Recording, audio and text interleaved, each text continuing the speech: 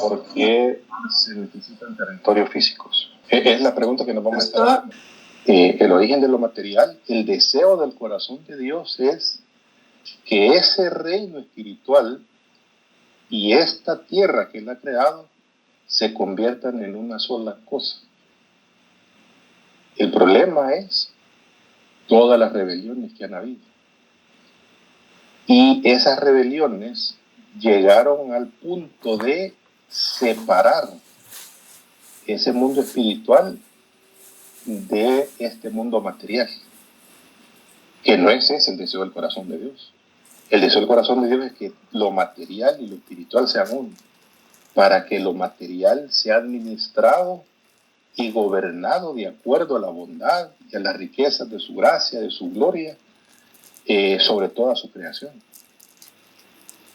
Entonces,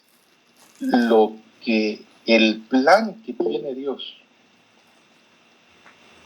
cuando se pierde esa intersección, esa unión de las dos cosas,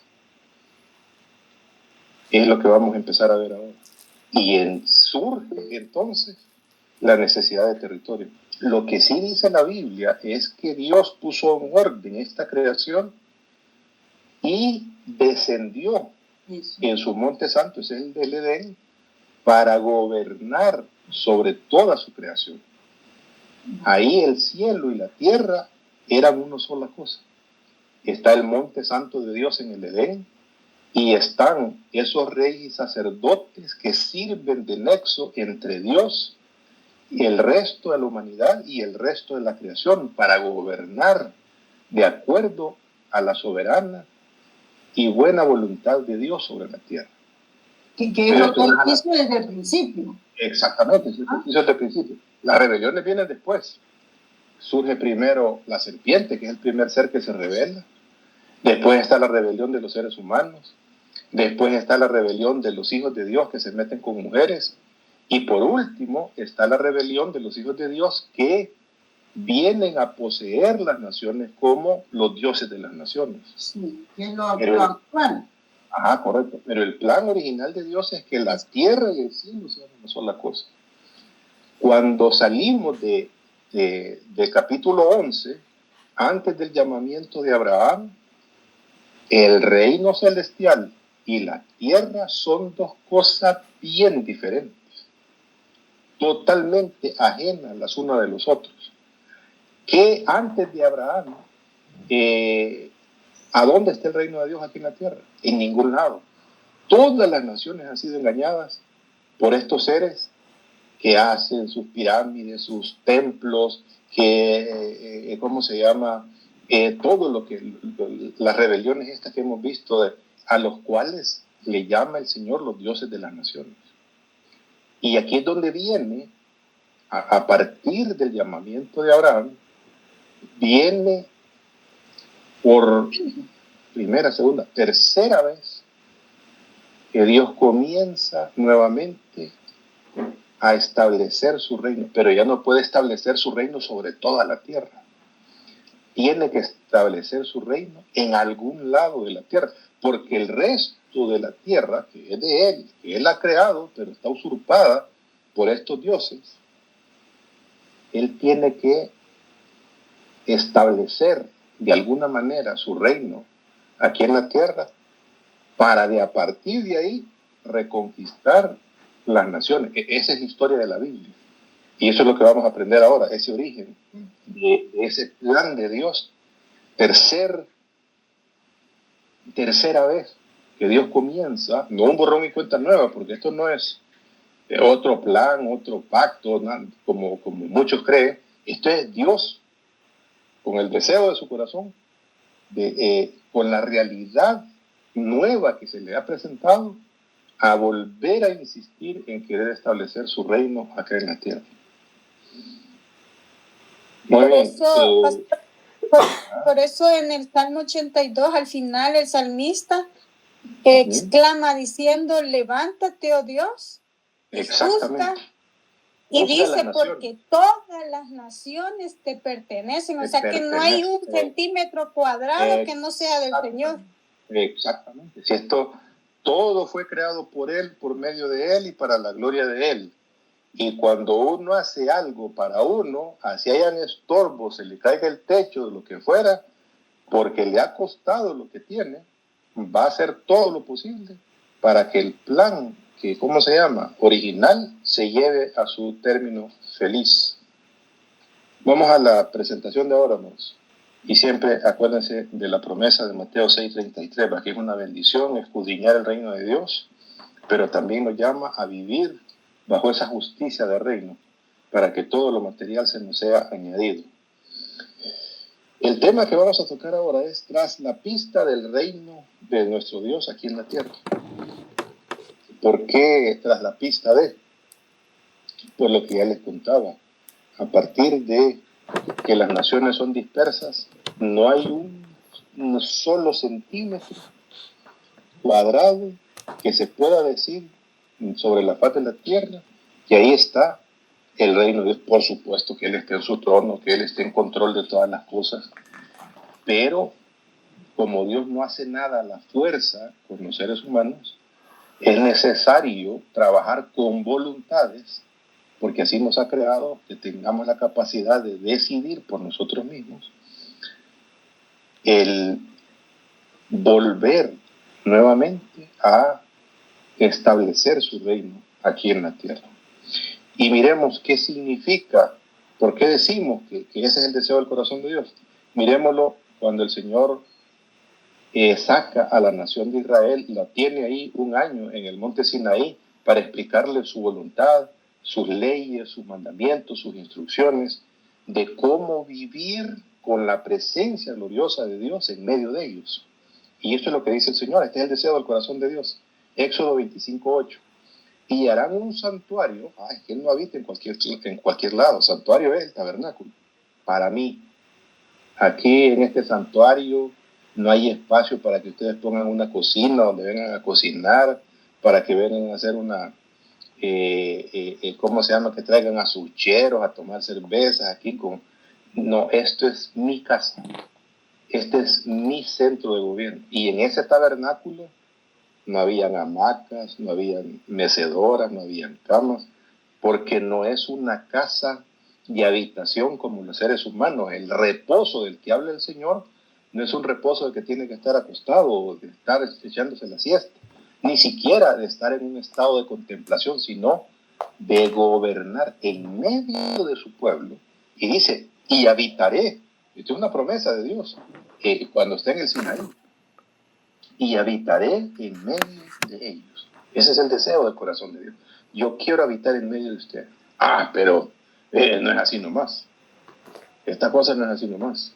Y ese es el deseo del corazón de Dios en el Edén, en el arca de Noé, en el llamamiento de ¿cómo se llama?, con Abraham, en el monte Sinaí, en el tabernáculo, en el templo, en su iglesia, en el cuerpo de Cristo, en su iglesia y en el reino eterno. Esa es la película que cuenta la Escritura. Ese es el deseo del corazón de Dios. Cualquier cosa, hermano, que se salga de eso es mentira. La Biblia no lo soporta, no lo apoya. Por eso es que quiere recibir a Cristo como Señor y Salvador personal para irse para el cielo. No, si es el cielo el que va a venir aquí a la tierra.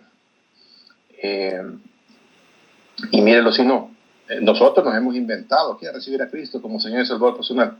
Bueno, veamos una fe que sí funcionó y que sabemos a ciencia cierta que sí se salvó, porque ahí es donde están ¿cómo se llama?, el corazón de todo esto. ¿Qué le dijo el ladrón en la cruz al Señor? Señor, yo te recibo a ti como Señor y Salvador de mi vida, llévame al cielo. Este conoce más Biblia que cualquier pastor.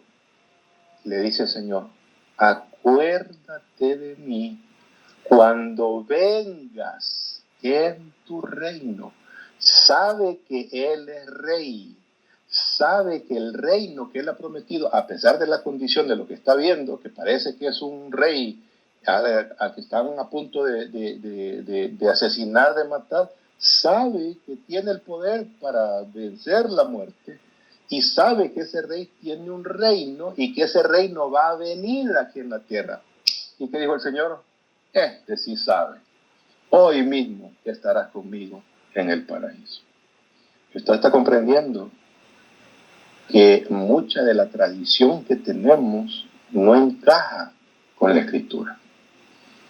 Porque el no entender el reino del Señor nos hace llevar por aristas, creyendo que, ¿cómo se llama? Y ese es el verdadero corazón de Dios. Él quiere habitar en medio de su pueblo. ¿Por qué quiere habitar? No como chero, como rey. Y que su pueblo se conviertan en reyes y sacerdotes para llevar su bondad, su amor, su misericordia a todos los cabos de la tierra. Ese es el deseo del corazón de Dios. Ahora, ¿qué se necesita? Y estamos hablando de en esta tierra, no de un reino celestial, porque nosotros del único reino espiritual que conocemos, el reino de los cielos, y medio lo conocemos, porque no entendemos muchas cosas. Para comenzar, si usted me pregunta a mí como pastor, ¿y cuántos arcángeles hay? Yo le voy a decir, ¿y yo qué voy a saber? Porque en la Biblia solo aparecen dos, el arcángel Gabriel y el arcángel Miguel, y tienen funciones diferentes. Y lo único que sabemos es que están delante del trono de Dios. Y los serafines, y tienen nombre los serafines, y tienen nombre los ángeles, tienen nombre, ángeles decimos nosotros, pero el ángel es un trabajo, quiere decir mensajero. Pero aquí, en esta tierra, se necesita tener un rey, un territorio, a donde se asienta ese rey, ese reino, ese rey para gobernar sobre su reino. Se necesita tener una legislación para tener orden en ese reino. No puede haber, hay gente que cree que la ley es para esclavizar a las personas, pero realmente imagínense ustedes un país sin semáforos, ¿cómo sería de anárquico el tráfico si con semáforos nos va lechón a veces saltándonos en rojo? Y los semáforos son los altos, los precaución y los pase adelante para que nos ordenemos todos. Por eso es importante la legislación. Se necesita una organización, hay una jerarquía. ¿Quién hace qué cosa? ¿Quién está por encima de tal en estos grados de autoridad? El reino celestial, amado, está organizado de manera jerárquica. No es lo mismo un hijo de Dios que un arcángel, que un serafín, que un querubín, que un ángel.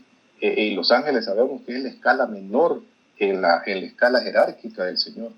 Y están los súbditos, aquellos que quieren por voluntad propia, porque esto no es a la fuerza, vivir para ese rey dentro del reino del Señor con la legislación, el orden y los niveles de autoridad que Dios ha establecido en esta tierra. Pero nos vamos a enfocar en la parte del territorio. El territorio, a partir del llamamiento de Abraham, el territorio comienza a tener suma importancia, suma relevancia. Veámoslo. Vamos a ir ya a ponerle, ¿cómo se llama?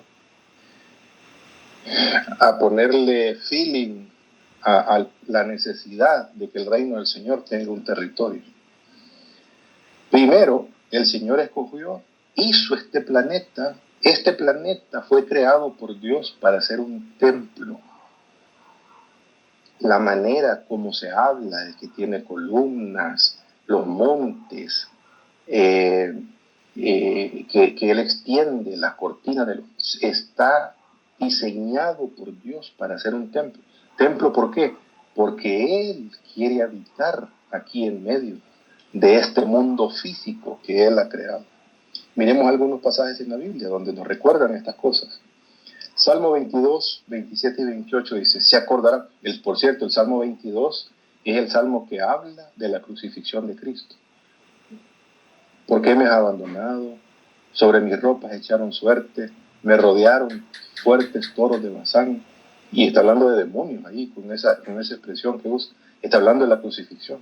Pero esa crucifixión era la coronación del Señor para establecer su reino eterno a posterior.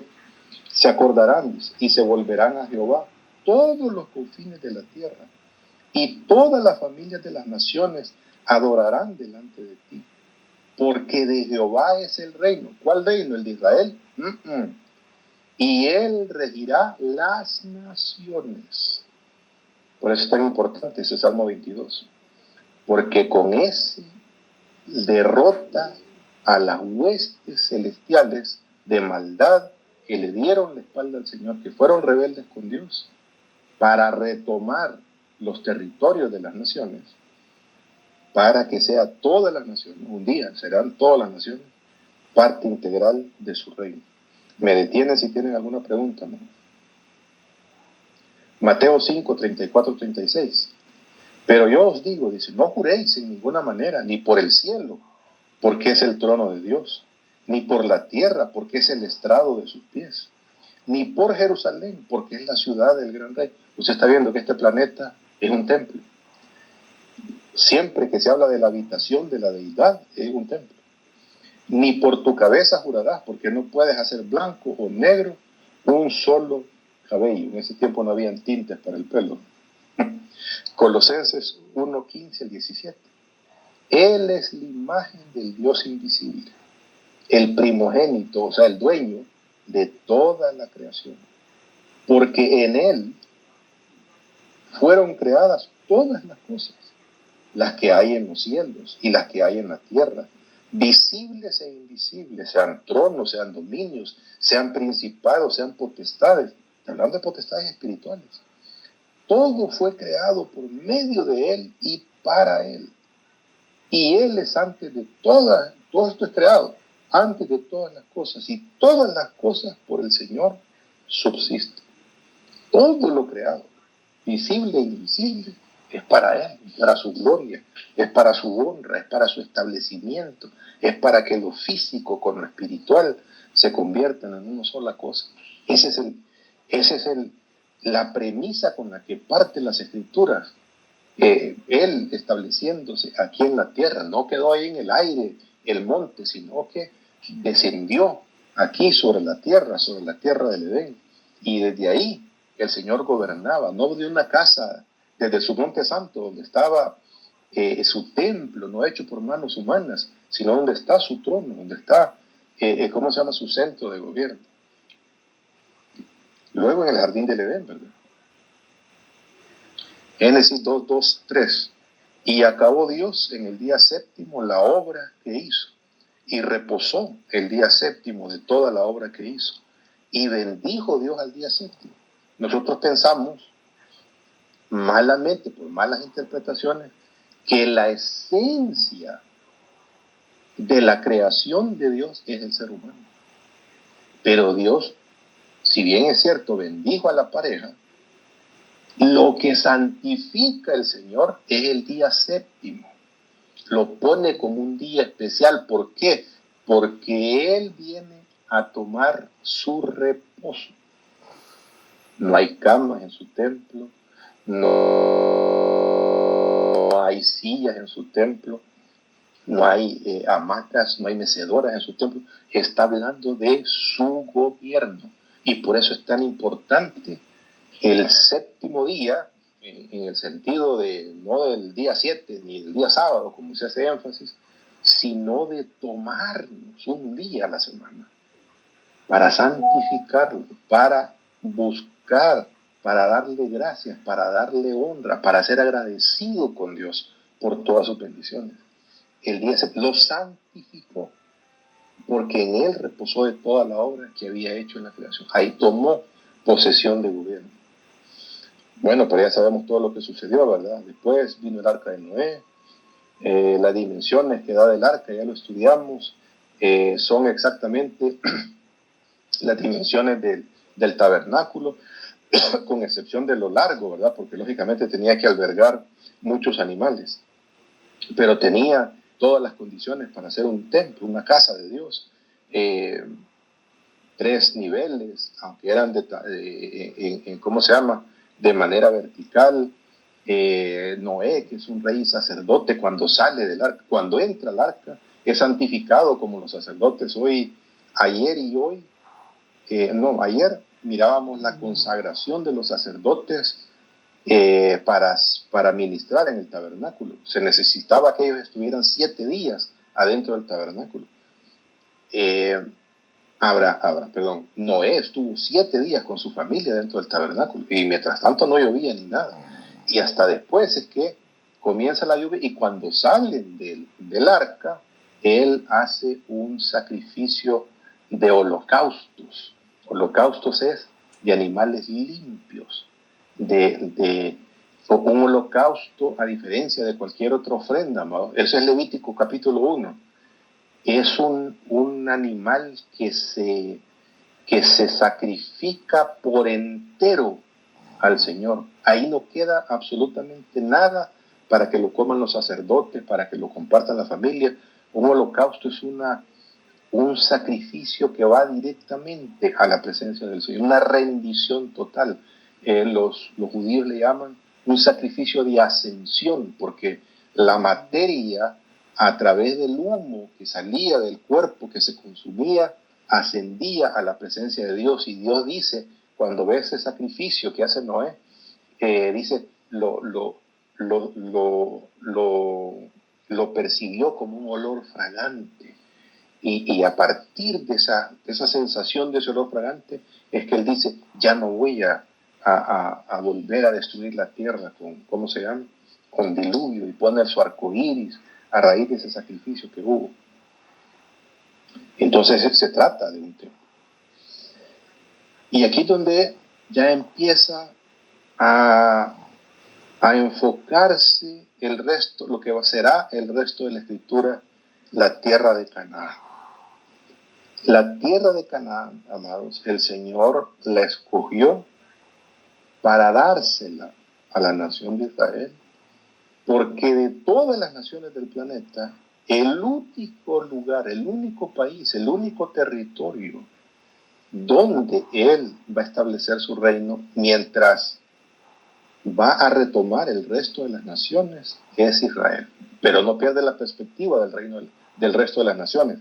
Israel es el instrumento escogido para darse, para revelarse al resto de las naciones. Miremos lo que sucede con Abraham. Pero Jehová había dicho a Abraham, vete de tu tierra y de tu parentela y de la casa de tu padre a la tierra que yo te mostraré.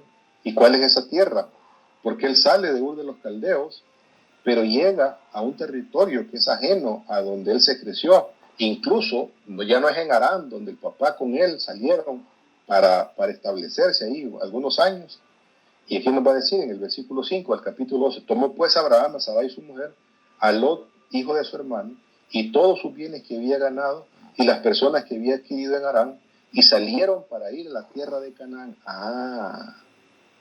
Lo que Dios ha escogido es la tierra de Canaán, y a la tierra de Canaán llegaron. Ojo, amado, solo quiero hacer un énfasis aquí, para que cuando estudien el Antiguo Testamento les sea más fácil comprenderlo. Cada vez que a partir de acá se usa la palabra tierra, la tierra, no se refiere al planeta Tierra. Tampoco se refiere al lugar seco en oposición a donde hay agua, donde están los mares. Cuando se habla de la tierra en el Antiguo Testamento, es la manera de los escritores bíblicos de denominar a la tierra de Canaán, a la tierra de Israel. ¿Estamos? Y vamos a ir viendo algunos ejemplos. Siguiente, 12, versículos 6 y 7. Y pasó, ¿alguien tiene una pregunta? Hermana Emma. Hola, hola. Perdón, ¿por qué escogió Canaán si la maldijo por causa de Seth? Mi sincera opinión es que no sé. No, son bromas. Hay cierta línea de judíos, y te estoy hablando de que son descubrimientos recientes.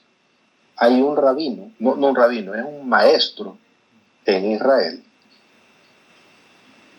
que dice, que afirma que el jardín del Edén o la tierra del Edén no era en Mesopotamia, porque nosotros nos dejamos ir de bruces por los nombres de los ríos. Estaba el río Éufrates, estaba el río, ¿cómo se llama?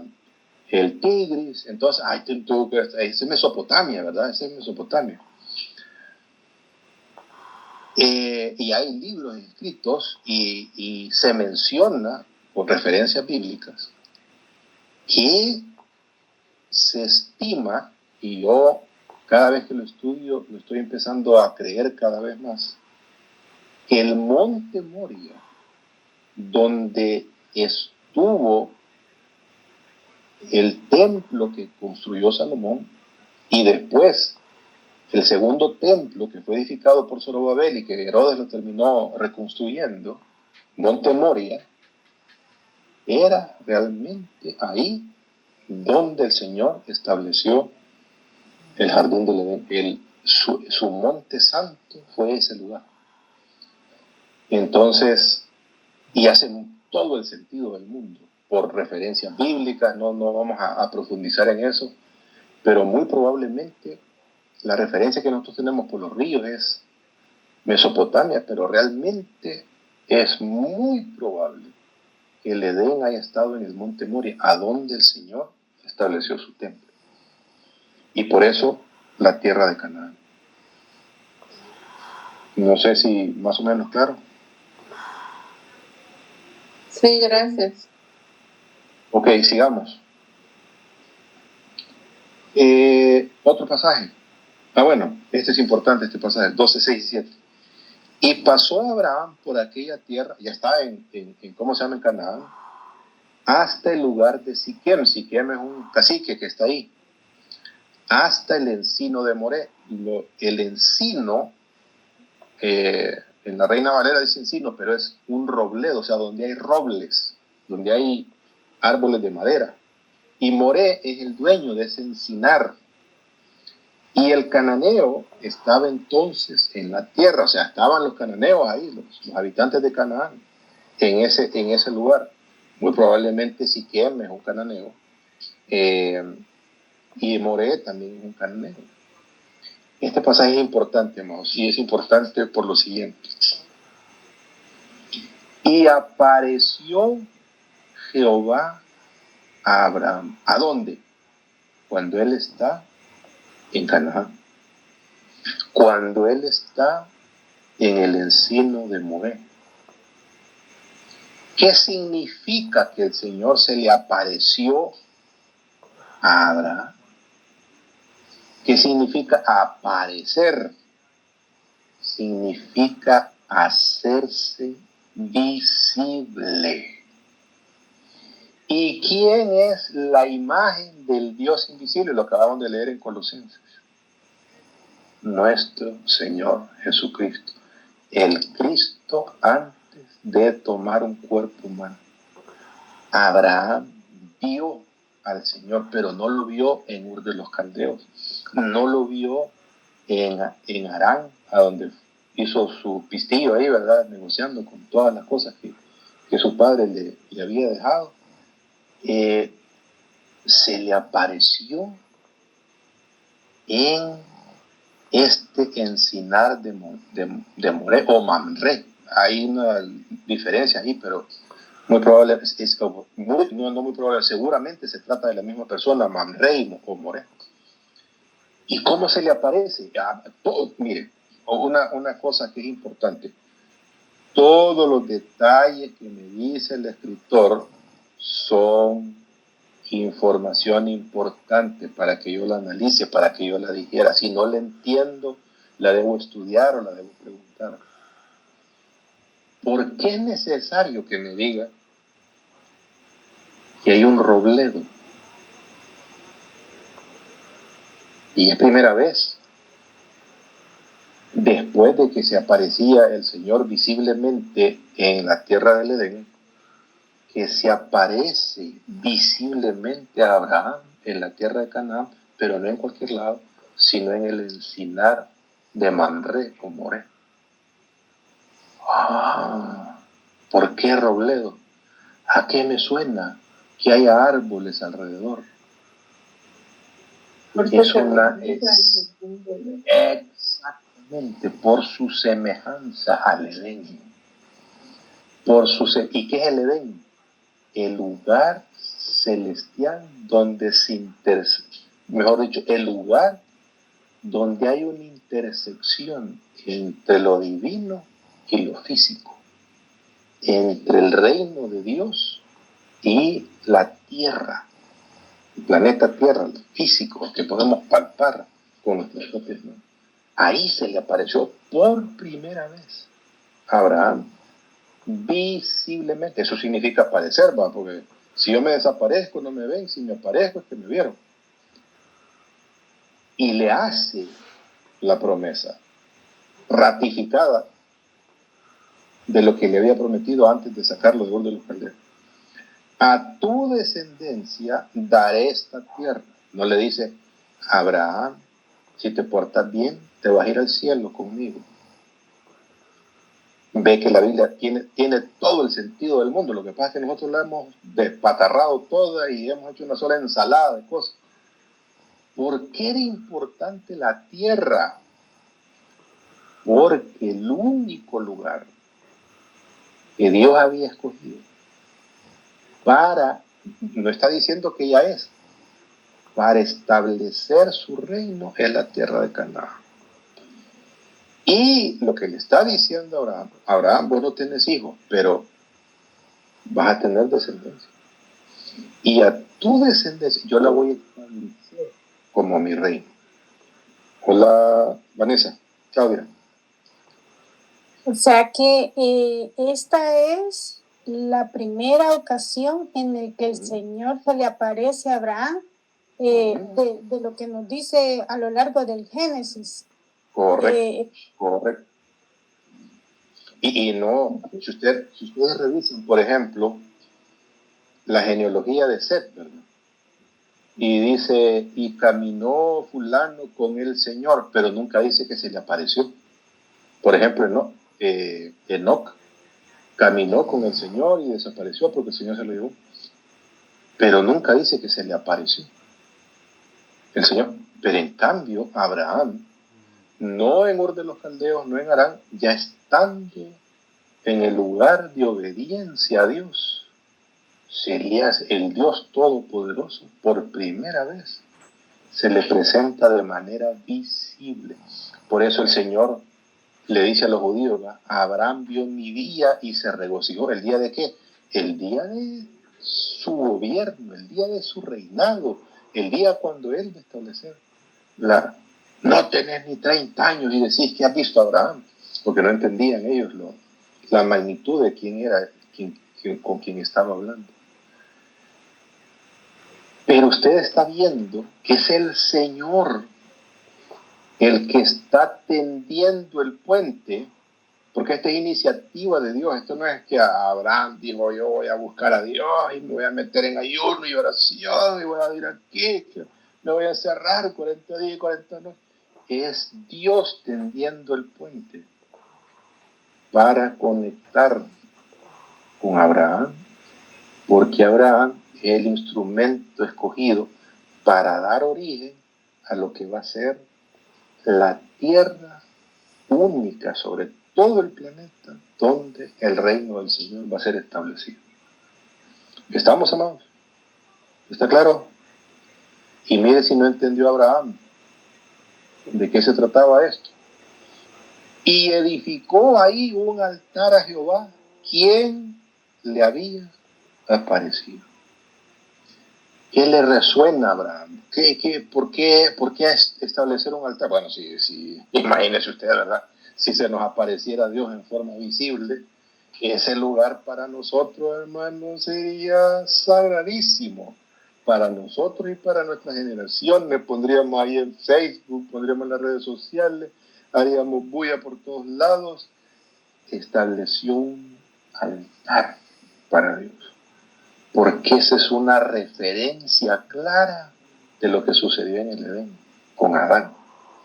El Dios invisible se manifestaba de forma visible para relacionarse para tender el puente, para establecer su reino aquí sobre la faz de la tierra. Y un último pasaje, Génesis 22, 18. Aquí es cuando él ya le había pedido al Señor sacrificar a su hijo, y el Señor lo detuvo y le hace esta promesa: en tu simiente serán benditas todas las naciones de la tierra. ¿Usted está entendiendo cuál es el proyecto que tiene Dios en sus manos? Es que los judíos son escogidos, es que no sé qué, y nosotros somos paganos y somos gentiles. No, siempre hemos estado en el corazón de Dios. Que el Señor haya escogido a los judíos, son escogidos como instrumentos para darse a conocer, para retomar el resto de naciones que han sido perdidas, para aniquilar la autoridad que tienen otros dioses sobre las naciones y Él establecer su reino sobre toda la faz de la tierra. Eso es como termina el libro de Apocalipsis. ¿Estamos hasta acá, no? ¿Preguntas hasta aquí? ¿Todo claro o todo oscuro?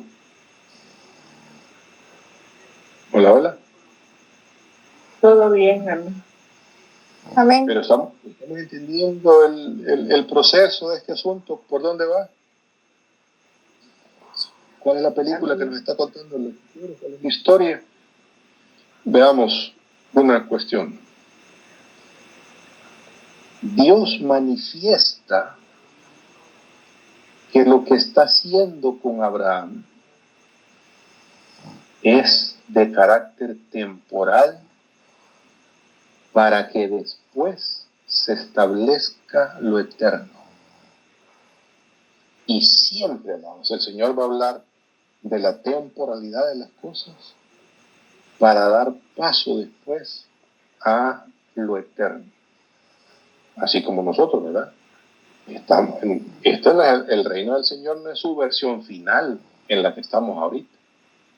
Somos parte del reino de Dios, somos sus reyes y sacerdotes, somos lavados con la sangre de Cristo, tenemos acceso a la presencia de nuestro Dios por la sangre del Cordero, vivimos en ese pacto que dijo el Señor en la Santa Cena. Este es la sangre del nuevo pacto, porque esa es la entrada, su sangre nos compra la entrada a su reino, a su casa, a su presencia, a su trono. ¿Qué es lo que dice Hebreo? Entren con confianza, dice, para buscar el oportuno socorro delante de la presencia del Señor. Pero no es la versión final. La versión final es lo que dice Apocalipsis, el reino eterno, perfecto de Dios. Porque mientras estemos aquí, este no es un reino perfecto, ¿verdad?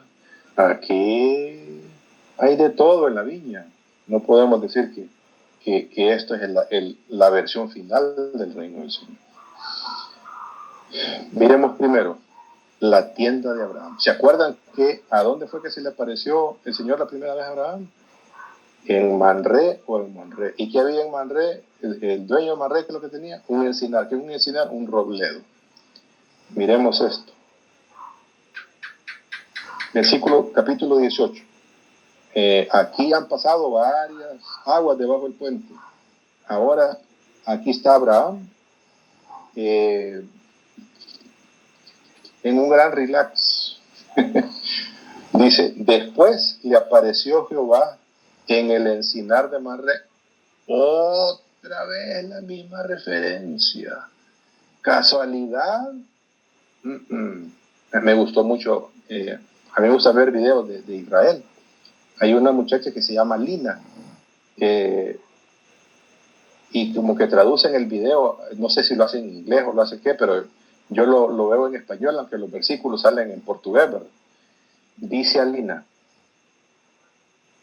todos los detalles que están, dice, si la Biblia hubiera sido escrita con todos los detalles, no alcanzarían todos los libros de este planeta para darnos todos esos detalles.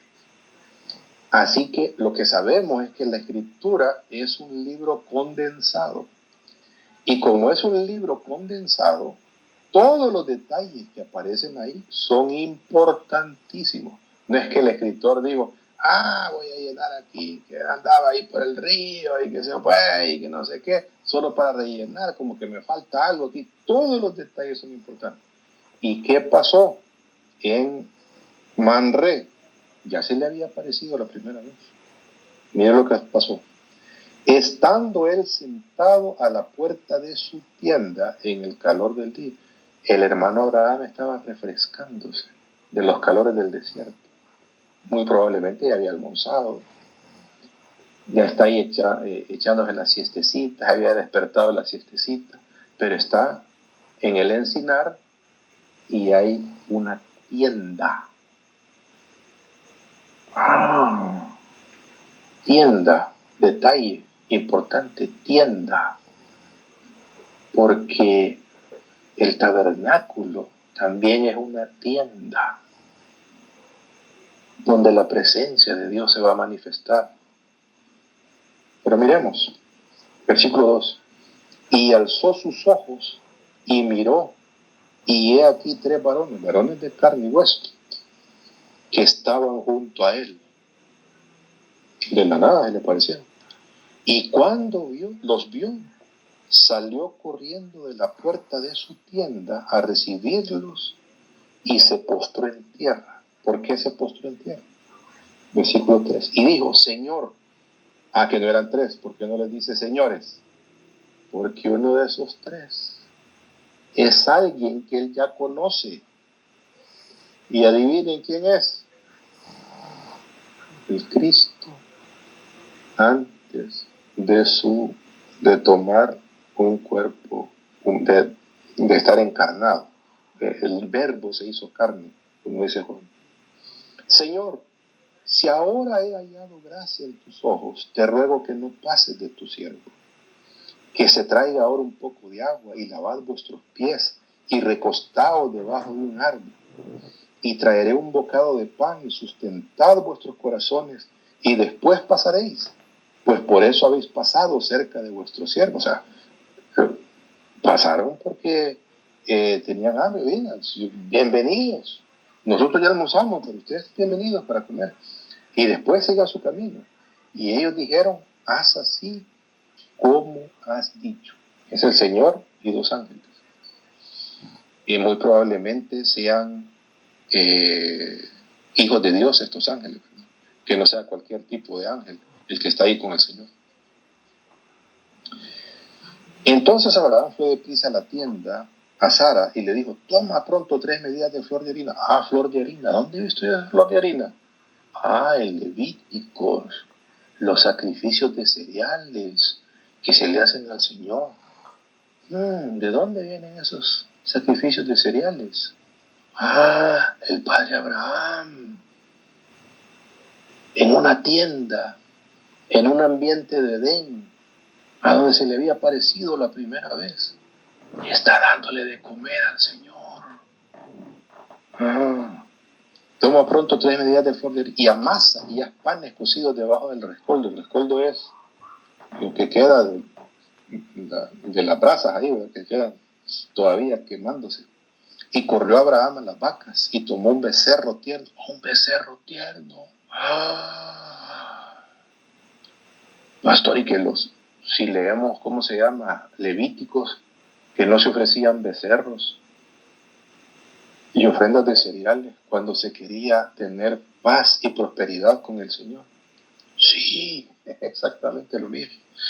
Y lo dio a su criado y se dio prisa a prepararlo. Tomó también mantequilla y leche y el becerro que había preparado y lo puso delante de ellos. Y él se detuvo con ellos debajo del árbol y comieron.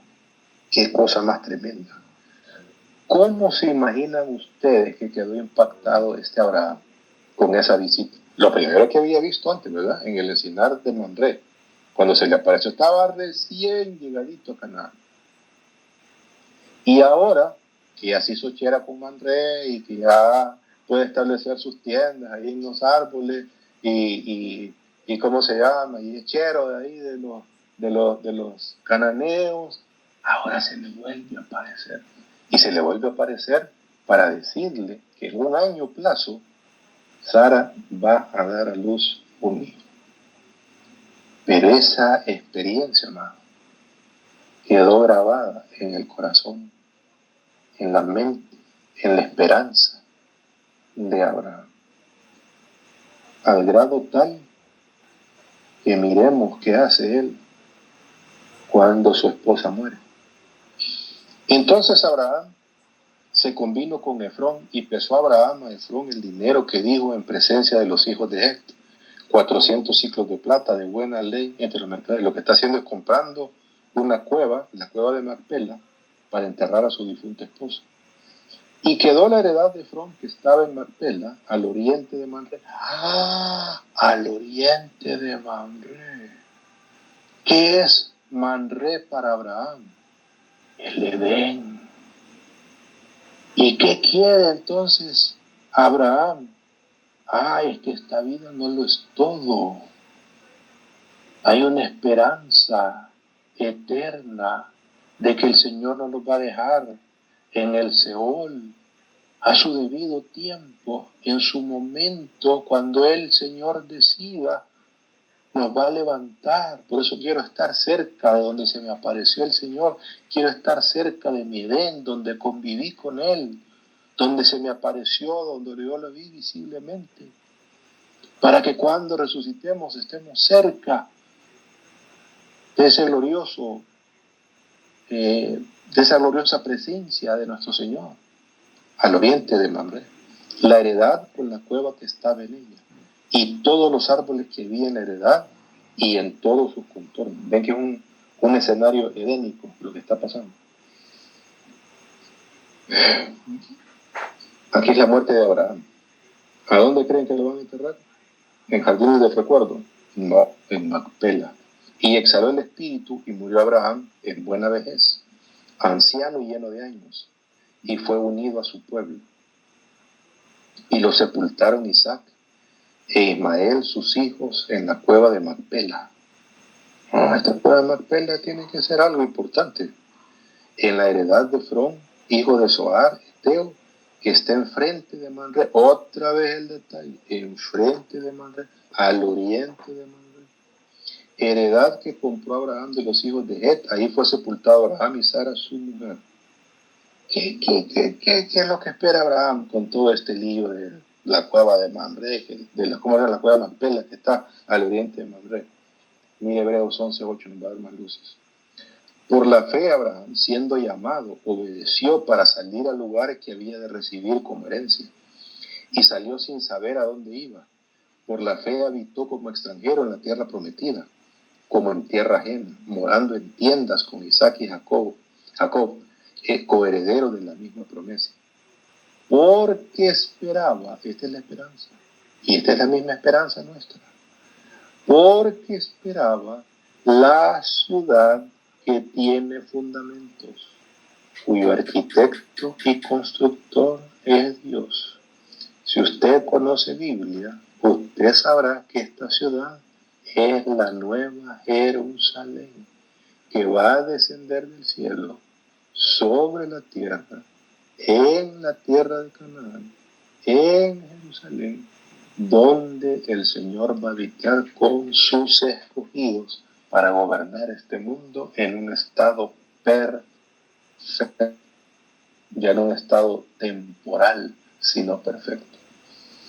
Usted está comprendiendo que lo temporal, si bien es cierto, porque nos relacionamos con nuestro Creador, con nuestro Rey, con nuestro Salvador, en este momento lo temporal debe ayudarnos a proyectarnos al reino eterno. Por eso es la esperanza nuestra.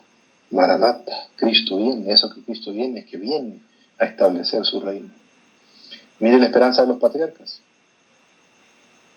Génesis 49:28. Todos estos fueron los 12 tribus de Israel. Y esto fue lo que su padre les dijo. Este es Jacob bendiciendo a sus hijos. Al bendecirlos a cada uno, por su bendición los bendijo. Les mandó luego y les dijo: yo voy a ser reunido con mi pueblo. Reunido con su pueblo.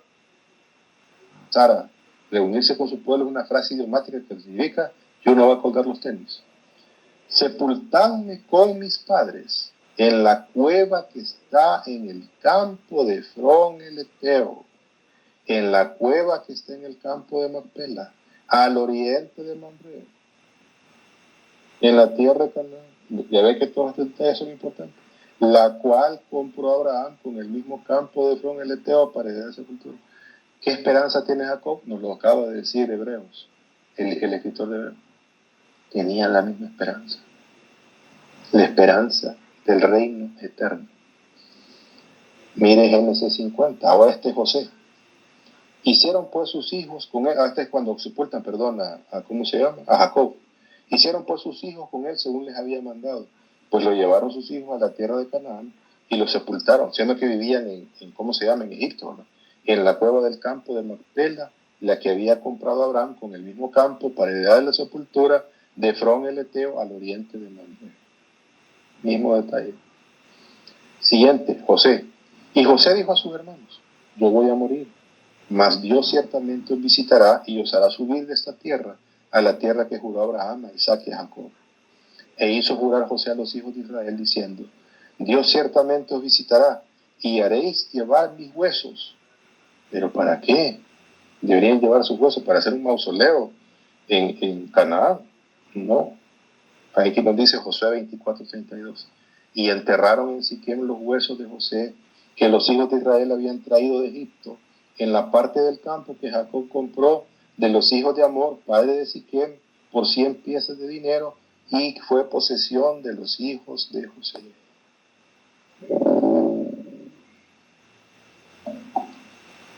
Oh, esta cueva de Mamre, cosa seria.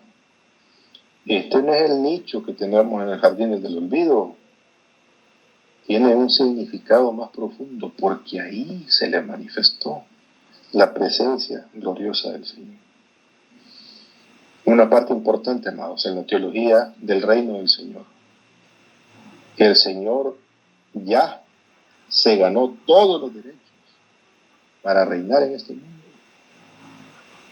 pero todavía no se ha establecido la versión final del reino que Dios quiere establecer en esta tierra.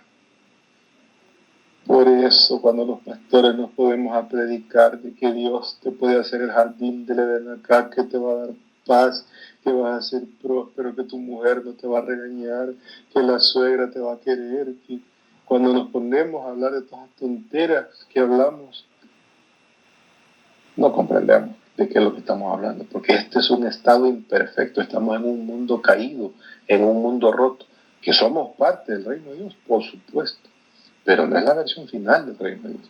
La versión final del reino de Dios es su reino eterno, su reino perfecto. Mire cómo lo pone Hebreos. Porque no sujetó a los ángeles el mundo venidero. Eso quiere decir que a los seres humanos nos ha escogido para ese mundo venidero, acerca del cual estamos hablando. Pero alguien testificó en cierto lugar diciendo: ¿qué es el hombre para que te acuerdes de él? ¿O el hijo del hombre para que le visites? Le hiciste un poco menor que los ángeles. Le coronaste de gloria y de honra. Salmo 8. Y le pusiste sobre las obras de tus manos.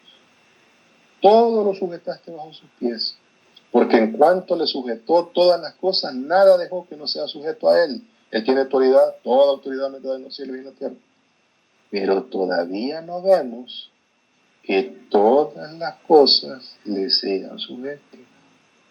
Porque allá don Putin bombardeando Ucrania, porque allá matando niños, porque gente que se muere de hambre, por enfermos, no todo le está sujeto como cuando Él venga a establecer su reino eterno, que es nuestra esperanza. El apóstol Pablo lo pone así de esta manera: esta tribulación momentánea pone en nosotros cada vez más peso de la gloria que en nosotros se va a manifestar. En otras palabras, ¿no? Si Dios quisiera que ¿cómo se llama? Que esta vida fuera de placer, de paz, de tranquilidad, de sosiego, sin problema, una armonía completa, hermano sol, hermana luna. Ay, pero no es así la cosa, porque es una tribulación momentánea en la que estamos, para que anhelemos esa esperanza gloriosa de que su reino eterno se va a manifestar en nuestras vidas, en esta tierra. Amén. ¿Preguntas, hermanos? ¿Está claro? Amén. Amén. Nos quedó espacio para las preguntas. Amén. En el material que les mando mañana, por favor, vean las preguntas para que, y si tienen dudas, Y amén, amén. nos escriben ahorita. ¿Por qué es necesario el territorio para el reino de Dios en este mundo? Ya lo dijimos, ¿va? Tiene que haber una intersección entre el cielo y la tierra. Amén. Quédense hasta ahí. No he terminado el resto de lo que está, ¿cómo se llama? Pero quédense nada más con la sesión 1 y la sesión 2 del módulo 5, que ya estamos viendo lo de un nuevo reinicio con Abraham, ¿verdad? Muy bien, amados, si no hay preguntas, entonces nos despedimos hasta el día domingo, Dios mediante.